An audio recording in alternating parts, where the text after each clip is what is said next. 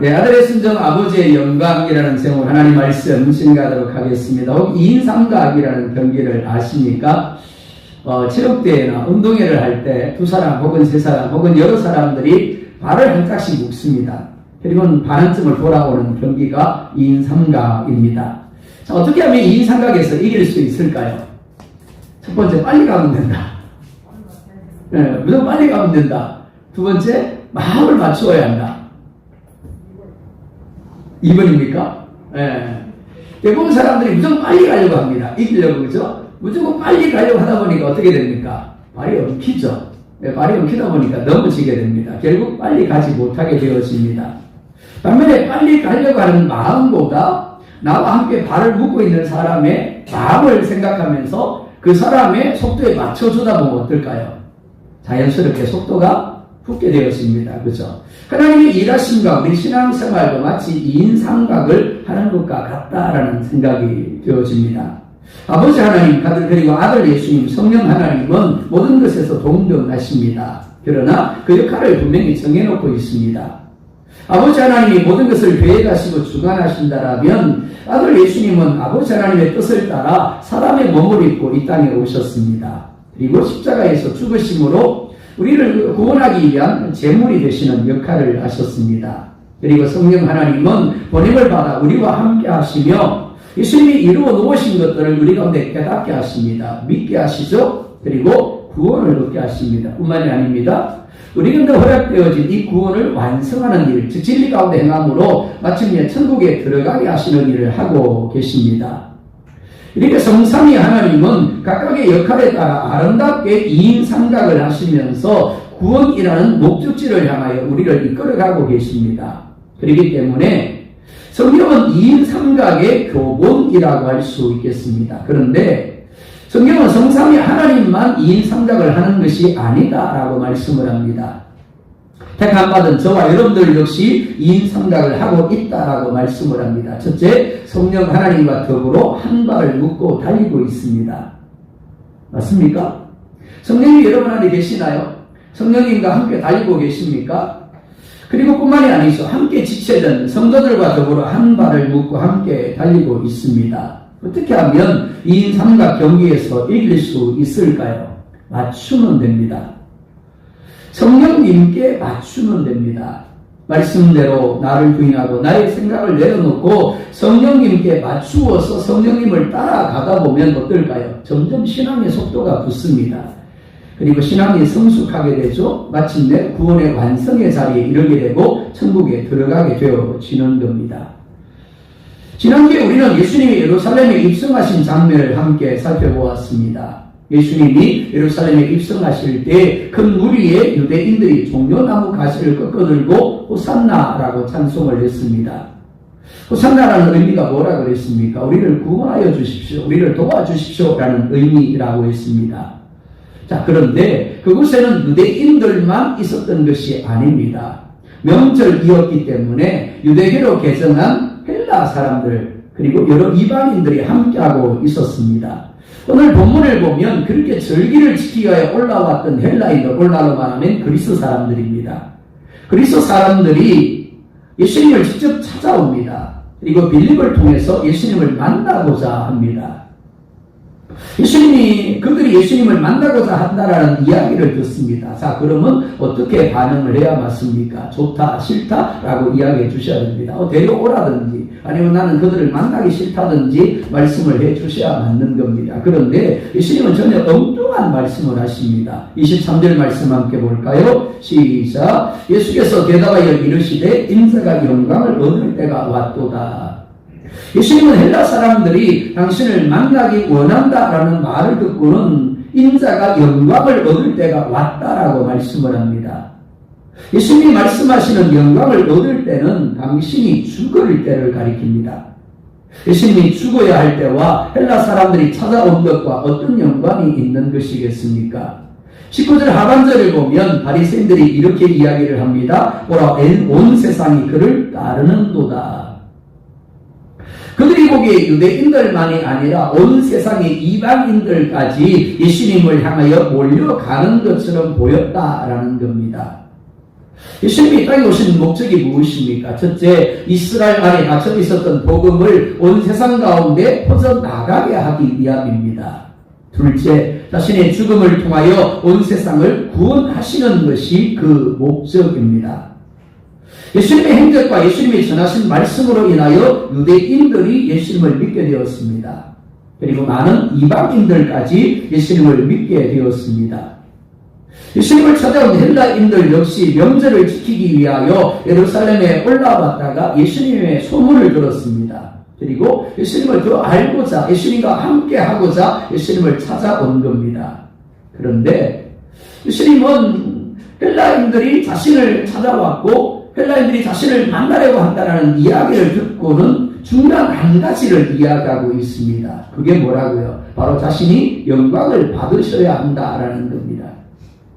아무리 많은 유대인들이, 아무리 많은 이방인들이 예수님의 말씀을 듣고 예수님이 행하는 일을 보고 예수님을 믿음으로 나올지라도 예수님의 십자가 죽음이 없이는 그 모든 것이 아무런 의미가 없다라는 겁니다. 한번 물어볼까요? 수만 명이 모이는 교회가 있습니다. 아니 수십만 명이 모이는 교회가 있습니다. 근데 거기에 십자가가 없는 겁니다. 예수님이 없어요. 그럼 어떨까요? 아무런 의미가 없는 거죠. 교회가 아닌 겁니다. 또 아무개 교회라고 쓰여 있지만 그곳에 예수님이 없다면, 예수님이 십자가 죽음이 없다라면 그냥 세상적인 모임에 불과한 겁니다. 마찬가지입니다.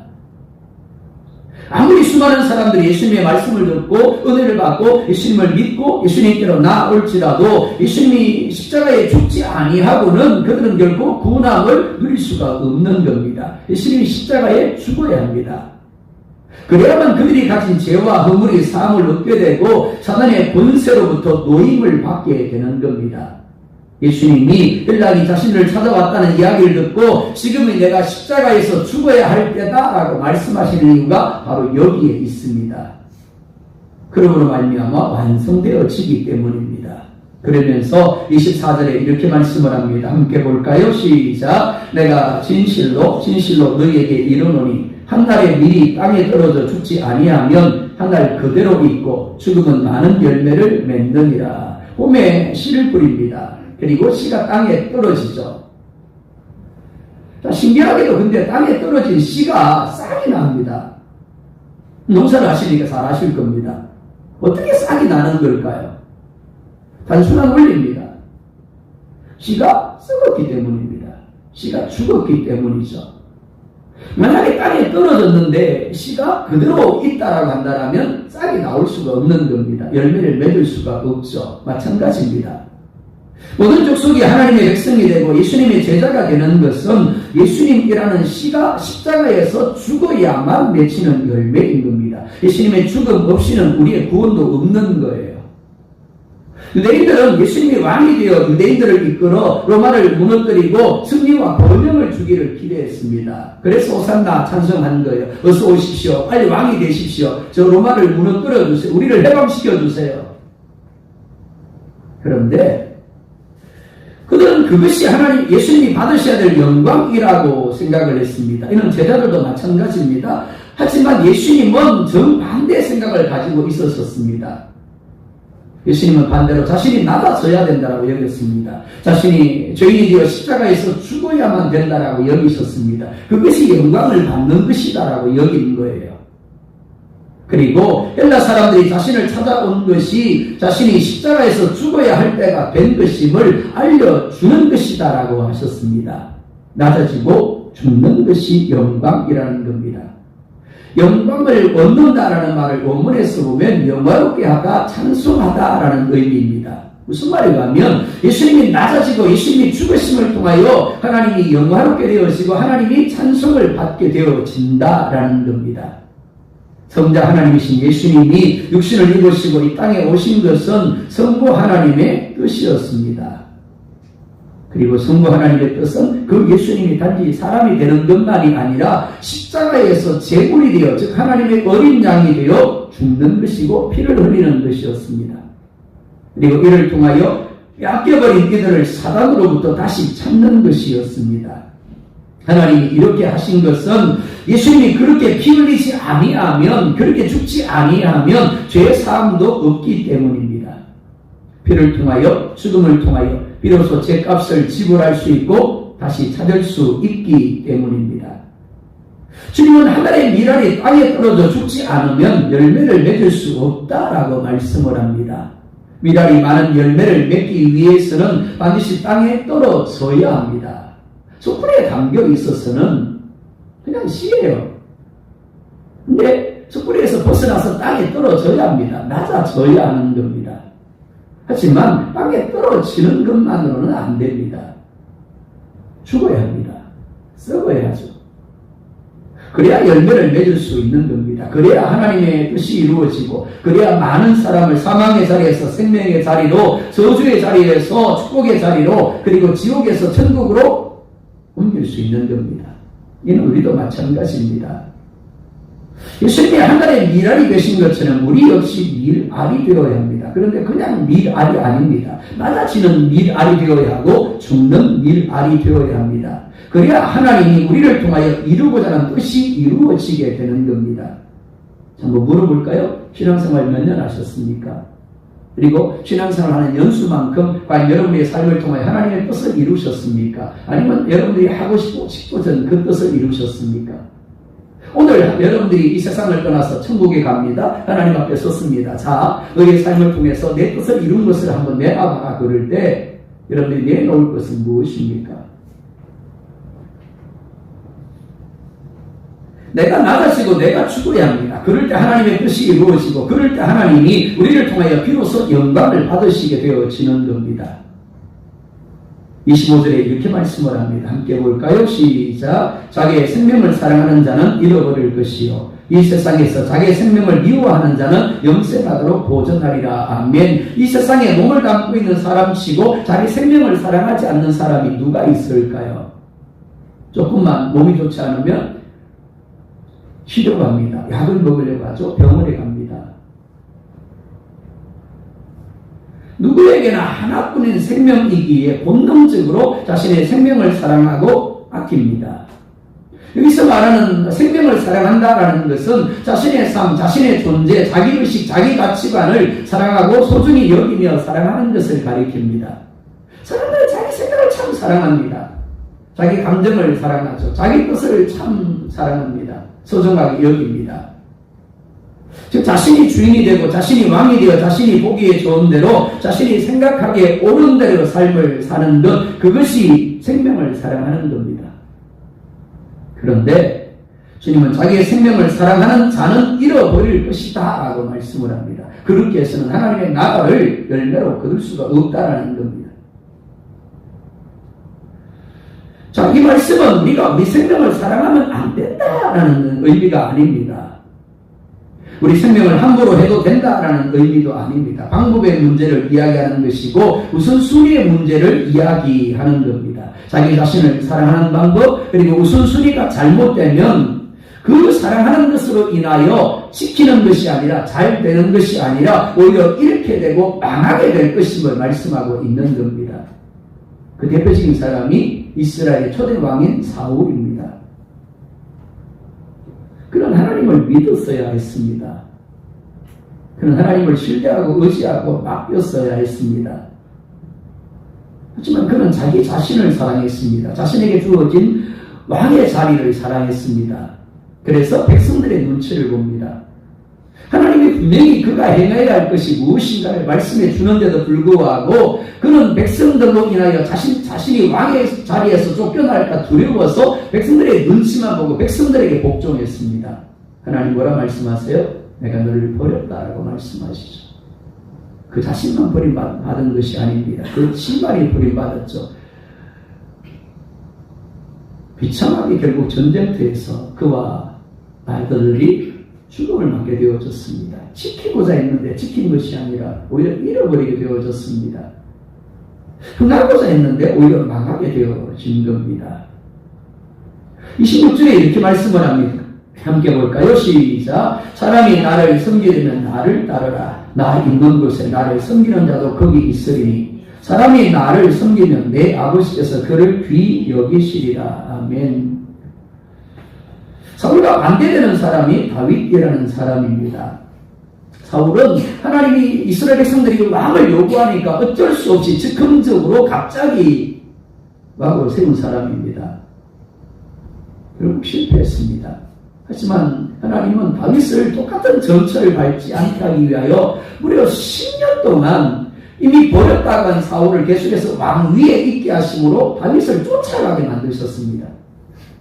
이유 없이 쫓아가면서 다윗을 하여금 도망다니게 만드시죠. 그 10년의 세월이 뭐라 그랬습니까? 다윗을 하나님의 사람으로 연단하는 시간이라고 그랬습니다. 기도의 사람으로 만드는 시간이라고 그랬죠. 다윗은 분명 믿음의 사람이었습니다. 하지만 그렇다고 해서 그는 하나님을 의뢰하는 사람은 아니었습니다. 믿음으로 자신이 옳다라고 여기는 것을 열정적으로 하는 사람이었지 하나님을 기도로 의뢰하는 사람은 아니었다라는 겁니다. 그런데 10년의 시간을 통해 하나님은 그를 하나님의 마음에 합한 자, 즉 하나님의 뜻을 묻고 하나님의 뜻을 듣고 하나님과 함께 걸어가는 사람이 되게 하셨습니다. 무슨 말인가 하면 자기 보기에 좋은 대로가 아니라 자기 생각에 옳은 대로가 아니라 하나님이 말씀하시는 대로 자기를 부인하고 하나님을 따라가는 사람이 되게 하셨다라는 겁니다. 그는 잃어버리는 자였습니다. 그는 자기 자신을 내려놓는 자였습니다. 그랬더니 오히려 하나님이 그를 얻게 하셨고 하나님이 그를 높여주셨습니다. 우리도 마찬가지입니다. 예수님은 예수님이 계신 곳에 함께하게 될 이들이 어떤 사람인가를 말씀을 합니다. 이렇게 말씀하죠. 나를 섬기려면. 섬긴다라는 말은 섬기다, 봉사하다라는 의미입니다. 그런데 또 다른 의미로 자신을 괴롭게 하다라는 의미도 있습니다. 사람은 누구나 할 것 없이 자기를 위함으로 가득 차 있습니다. 따라서 자기를 부인하는 것은 곧 자기를 괴롭게 하는 것과 연결이 됩니다. 주님께 봉사하고 섬기기 위하여 우리 자신을 부인하는 괴로움의 자리에 있어야 한다라는 겁니다. 그런데 이런 삶을 위하여 주님은 나를 따르라라고 이야기합니다. 따르다라는 말은 따르다, 복종하다, 추종하다라는 의미입니다. 그리고 유혹되거나 잘못된 길에서 돌이켜 따라가는 것을 가리킵니다. 내가 가고자 하는 길, 내가 지금까지 걸어왔던 그 길이 잘못된 길임을 인정하고 돌아서서 오직 누구만요? 예수님만 바라보면서 예수님을 따라가는 것, 그것을 말씀하고 있는 겁니다. 그래서 예수님도 누가복음 9장 23절에서 이렇게 말씀을 합니다. 함께 볼까요? 시작. 또 우리에게 이르시되 아무든지 나를 따라오려거든 자기를 부인하고 날마다 제 십자가를 지고 나를 쫓을 것이니라. 예수님이 많은 사람을 구속하기 위한 씨가 되어 죽으신 것처럼 우리도 영생이라는 천국이라는 열매를 얻기 위하여 자기 생명을 잃어버리는 자가 되고 자기 생명을 미워하는 자가 되어야 함을 말씀하는 겁니다. 사랑하는 여러분, 예수님의 공생에 의한 참으로 수많은 사람들이 예수님을 따랐습니다. 그들은 정말 예수님의 사랑이 지극했습니다.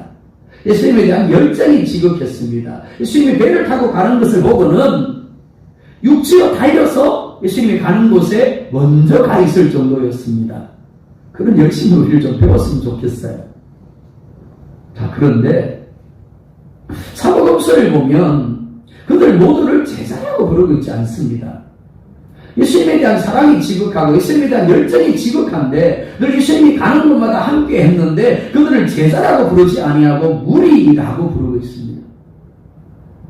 한마디로 구경꾼이라는 이야기입니다. 왜 그럴까요?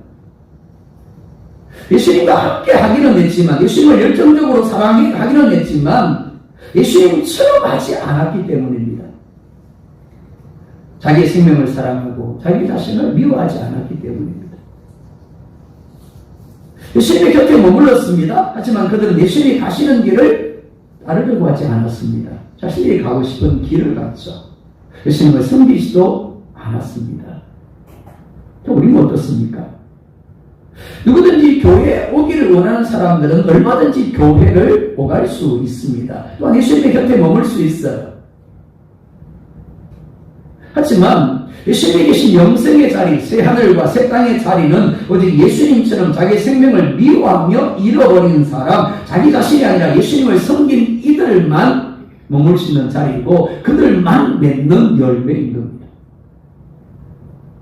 바라기는 예수님을 믿는다라고 고백하는 만큼 여러분 자신을 부인하고 예수님을 고백하며 예수님을 섬기며 예수님을 사랑하는 삶을 살 수 있기를 원합니다.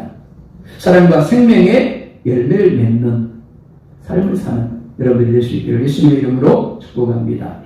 두 번째로 27절에 이렇게 말씀을 합니다. 함께 볼까요? 시작. 지금 내 마음이 괴로우니 무슨 말을 하리요? 아버지여 나를 구원하여 이때를 면하게 하여 주옵소서. 그러나 내가 이를 위하여 이때에 왔나이다. 아멘.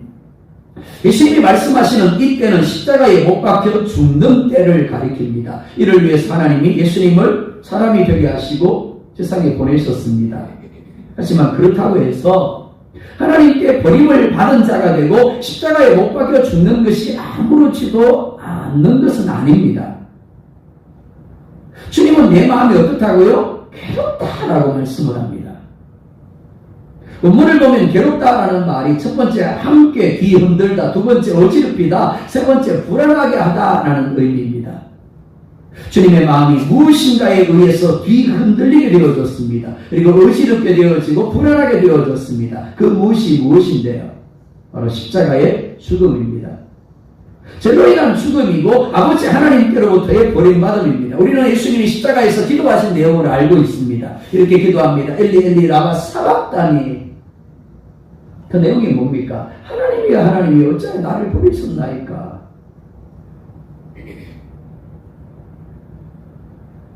피를 통하여 하나님을 향해 부르짖습니다. 하나님이여 하나님이 어찌하여 나를 버리셨습니까? 그 자리가 얼마나 고통스러웠던지, 그 자리가 얼마나 괴롭고 힘들었던지 아버지 하나님을 향하여 하나님 어찌하여 나를 버리셨습니까? 라고 울부짖으셨던 겁니다. 저와 여러분들이 잘 알고 있는 것처럼 주님은 죄가 없는 분입니다. 그런데 저주를 받았습니다.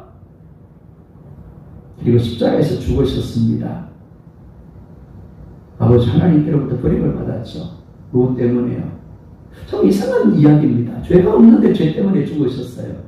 죄가 없는데 저주를 받았습니다. 죄가 없는데 하나님께로부터 버림을 받았습니다. 이상하지 않습니까? 당신의 죄가 아니라 바로 우리들의 죄 때문입니다. 하나님이 나를 어찌 버리셨습니까? 라고 하면서도 차마 그 십자가에서 내려올 수 없었던 주님이죠. 왜요? 우리라는 열매 때문입니다. 아버지야 저들의 죄를 사하여 주십시오. 저들은 저들이 하는 것을 알지 못합니다. 우리들의 죄 때문에 아버지로부터 버림을 받았고 저주받은 자가 되어서 십자가에서 죽으시는 그 주님입니다. 그것이 예수님의 마음을 뒤흔들어 놓았습니다. 예수님의 마음을 어지럽게 하였고 예수님의 마음을 불안 가운데 거하게 한 겁니다. 그래서 예수님이 이렇게 기도하십니다. 아버지 나를 구원하여 이 딸을 면하게 하여 주십시오. 다른 본문에서는 어떻게 해요? 할 수만 있다면 이 잔을 내게서 지나가게 해 주십시오. 그리고 3번씩이나 아버지를 향하여 1시간씩 기도하셨어요.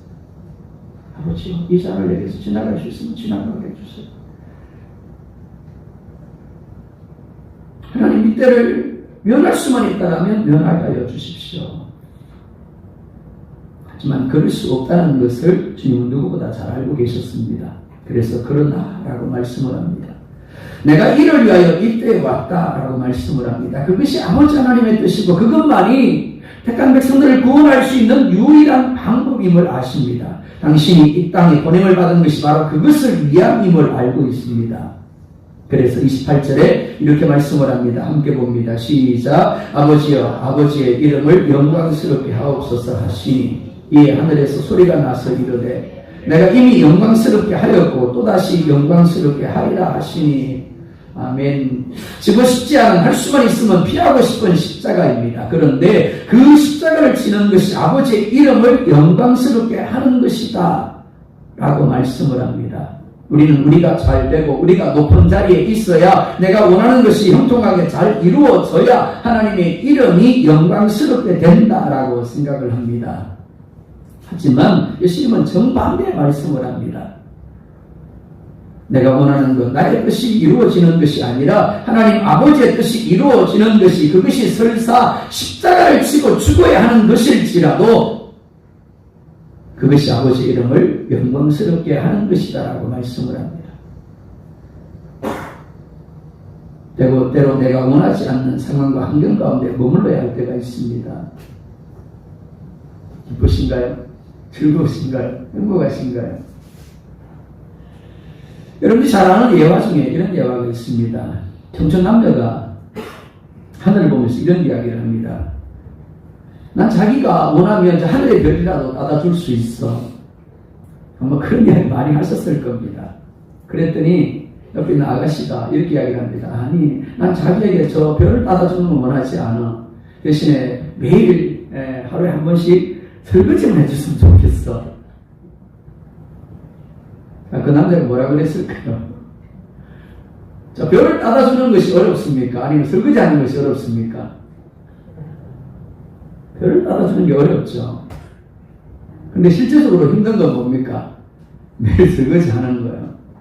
사랑해서 결혼을 했는데 왜 결혼하고 나서 부부가 싸울까요? 왜 다툴까요? 높아지려고요. 그죠? 높아지려고. 대접받으려고요. 섬김받으려고요. 내가 원하는 것을 이루려고요.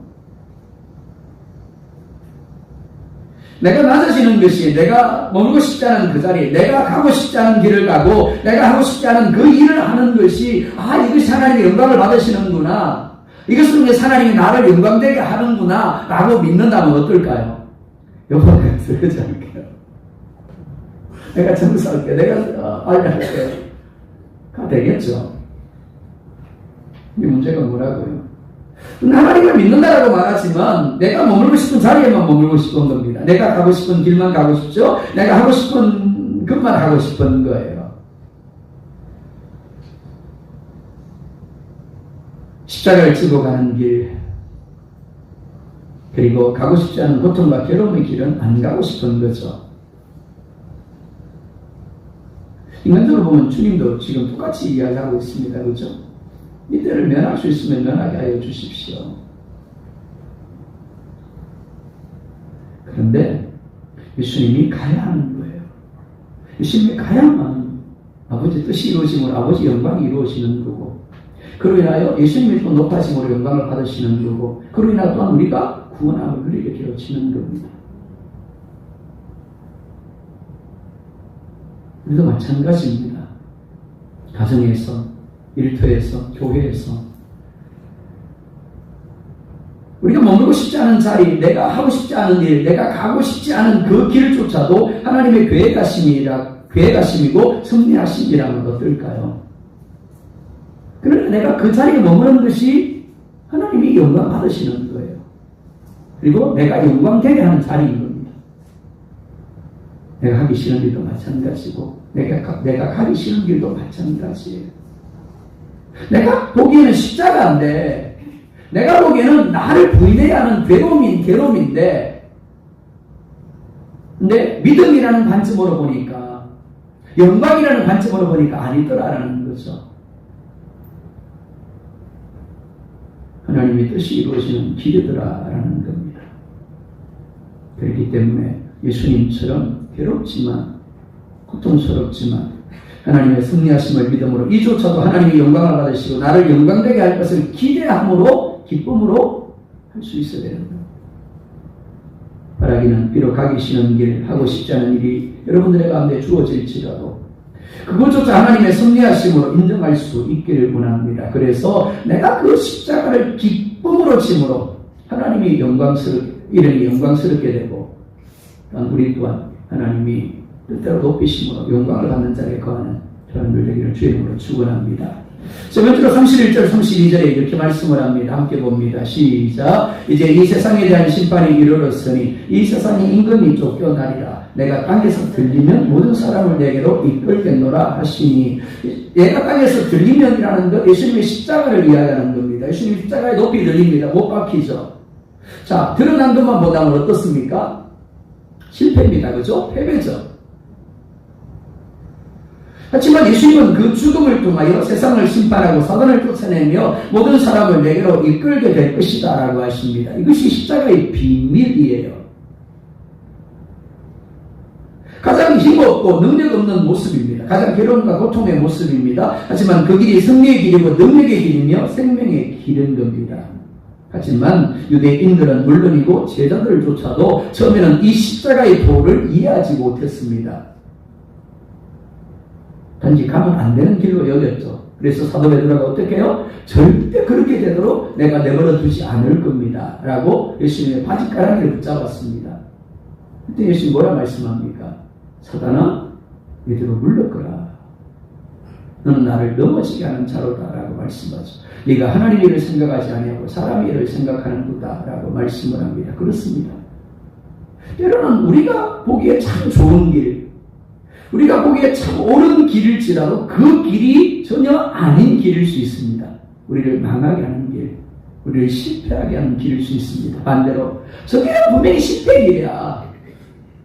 저기는 분명히 망하는 길이야 싶지만 그러나 하나님이 내게 주시는 감동을 따라 하나님의 말씀을 따라 주님을 따라가다 보면 어떻다고요? 그 길이 승리의 길인 겁니다.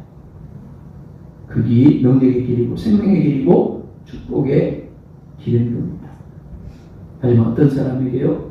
십자가의 도를 대단한 사람에게만 이것이 믿어지는 겁니다. 그렇기 때문에 십자가의 도가 구원받는 사람에게는 능력이지만 그렇지 못한 사람도 어떻다고요? 미련하게 여겨지는 거죠. 어떻게 저렇게 죽어? 하지만 깨달은 사람들은 기꺼이 자신을 부인하고 자기 십자가를 지는 삶을 살아갈 것입니다.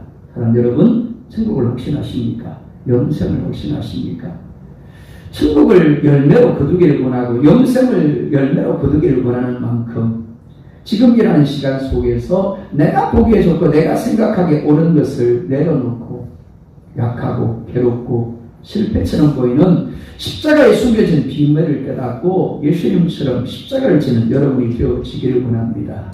그래서 매 순간순간마다 내가 머물고 싶은 자리, 내가 가고 싶은 길, 내가 하고 싶은 일을 하는 것이 아니라 주님처럼 아버지가 내게 하라고 하시는 일을 하는, 그래서 아버지의 뜻이 이루어지므로 아버지가 영광을 받고 또 여러분들 또한 영광의 자리에 이룰 수 있기를 주의 이름으로 축복합니다. 기도하겠습니다.